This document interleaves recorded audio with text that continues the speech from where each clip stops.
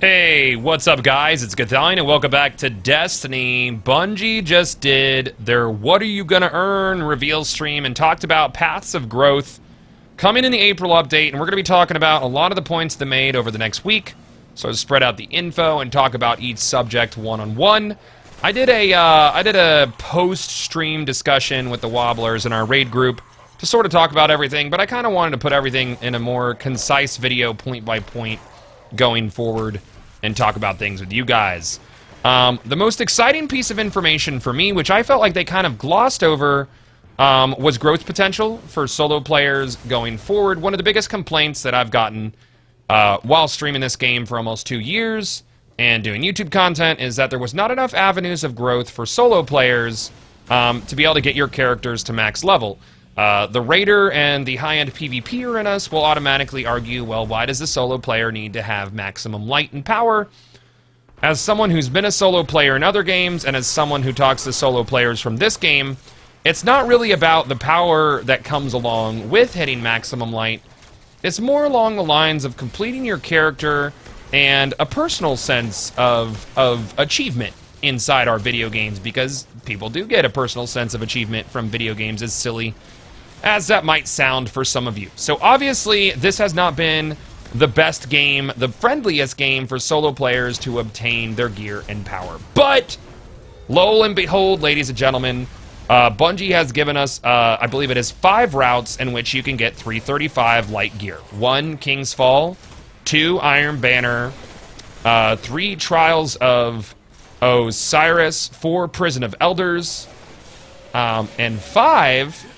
surprisingly to me, was the unique drops out of strikes, i.e. the boss drops that are unique to those strikes, like the Maul's Maulers, or what is it, the machine gun and helmet that comes off of the Saber Strike, so on and so forth. There are a few item slots that are missing, but it is assumed and somewhat semi-confirmed that these items are going to be covered in the new strike as well, i.e. I think boots, chest piece were missing as well. But this means that you'll be able to get the 335 gear drops from strikes and infuse them into your lower level gear, eventually achieving max light at probably a considerably faster or similar rate to those of someone who is raiding and doing these other endgame activities. This also gives an avenue of growth to those of us who have already done our raids for the week, those of us who have already done trials for the week, and just want some form of, or some avenue of vertical growth still for our characters. I think this is a great thing. It gives us a reason to play the game post doing our normal endgame activities. While it might be grinding strikes with the idea of getting guaranteed, or at least getting an avenue to max level, it feels good. Are they guaranteed to drop at 335? Probably not. You're still probably at the mercy of good old RNG, but it can happen the same way that you're not guaranteed to get max light drops from doing, say, King's Fall unless it's a challenge mode.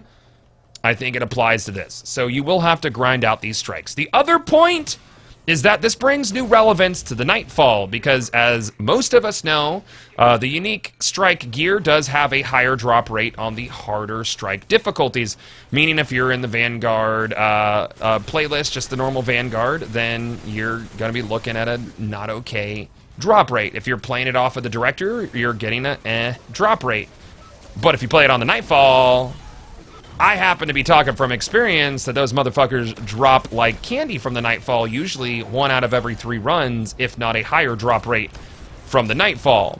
So you're looking at a situation where you could grind the week's Nightfall post getting your normal Nightfall loot in order to get 335 possible drops off the Nightfall and progress your character.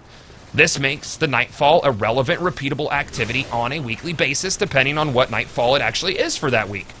So let's say you need a 335 class item to grind up your character another light level or 2. Well, maybe Dust Palace will show up, and maybe you might get some of those Flare Cloaks. And especially considering Infusion now works on a 1-to-1 basis, meaning if I have a light level 3 item and I put a 335 cloak into it, then that cloak is going to be infused up to 335, meaning no more steps in between grinding up your levels. Less frustration, less RNG, less turbo grinding.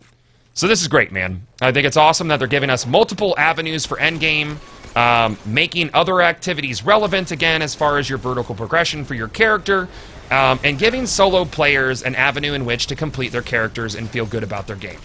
Good decisions, Bungie. More to come later this week. Sound off in the comment section below. Thank you guys for watching, and I'll see y'all back inside of Destiny. Peace.